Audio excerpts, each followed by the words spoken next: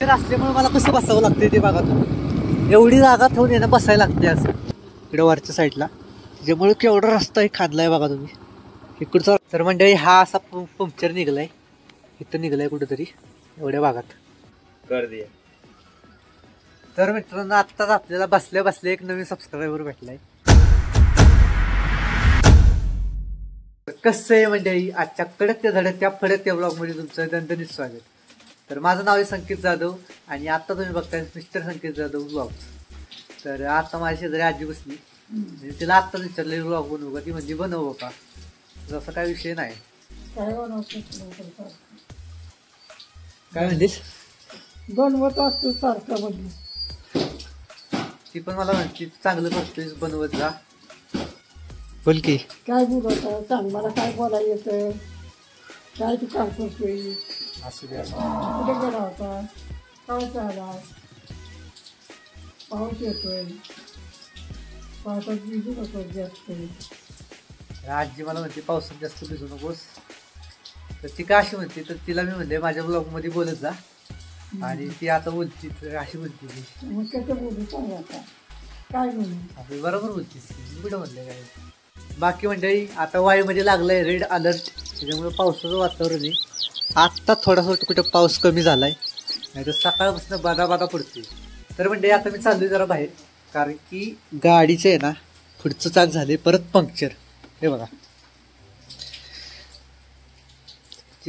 त्याच्यामुळं आता ते पंक्चर काढायला गेलं पाहिजे, आणि आता पेट्रोल पण टाकून द्यायचे. तर म्हणजे आता चहा बी झाला एकदम मस्त वेगळी. पावसाचं वातावरण असलं चहा होतोच, मस्तपैकी चहा प्याणार आणि मग आपलं जे काम आहे ते करायला जाणार.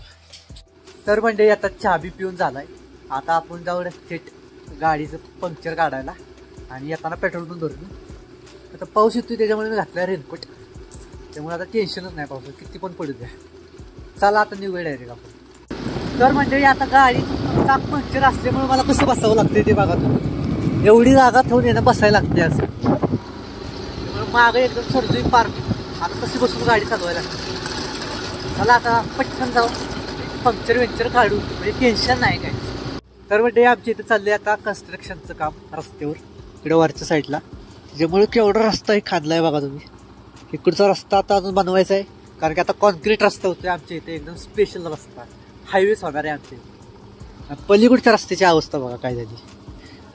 जो रस्ता चालू आहे त्याची अवस्था बघा, आणि जो रस्ता बंद आहे जिथं काम चाललंय त्याची अवस्था बघा. हा जो रस्ता आहे ना हा वाला, त्याचं काम चालू आहे, आणि हा पलीकडचा रस्ता आहे त्याच्यावरती गाड्या वाहतात.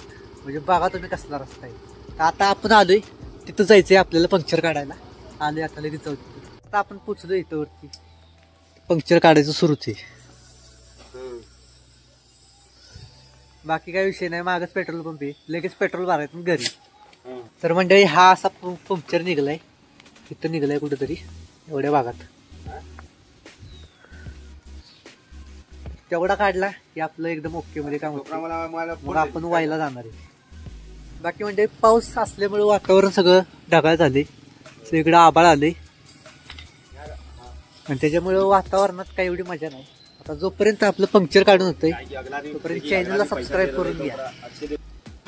ठीक झालं.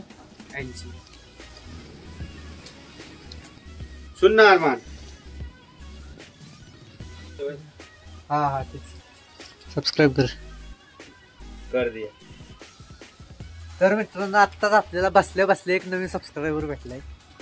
हो, त्यानं आपल्याला आत्ता सबस्क्राईब केली, तर आपलं एक सबस्क्रायबर अजून वाढलाय. चला आता पेट्रोल भरू आणि मग जाऊ घरी. गाडी नेतो ढकलतच, काय चालू करायची गरज नाही.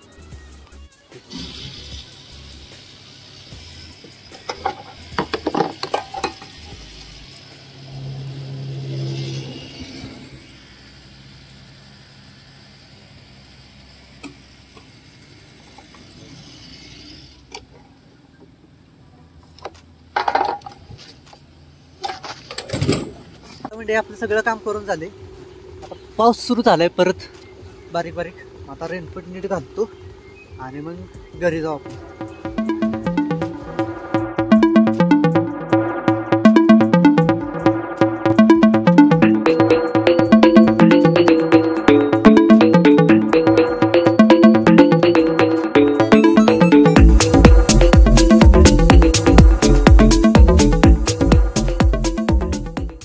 मंडळी आता मी आलोय घरी, निवांतमध्ये पोचलो आणि आत्ताशी पाऊस चालू झालाय बघा चांगला.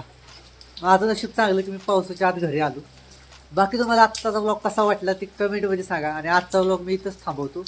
आणि इथपर्यंत ब्लॉग बघितल्याबद्दल मंडळी तुमचा आभारी आहे. भेटूया पुढच्या ब्लॉगमध्ये. तोपर्यंत बाय.